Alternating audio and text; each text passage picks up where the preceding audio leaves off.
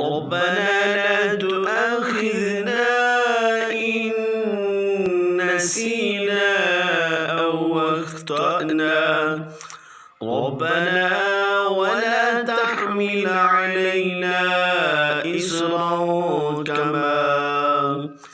إصرا كما حملته على الذين من قبلنا ربنا ولا تحملنا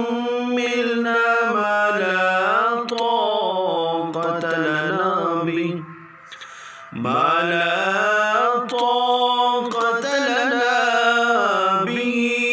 واعف عنا واغفر لنا وارحمنا أنت مولانا فانصرنا على القوم الكافرين.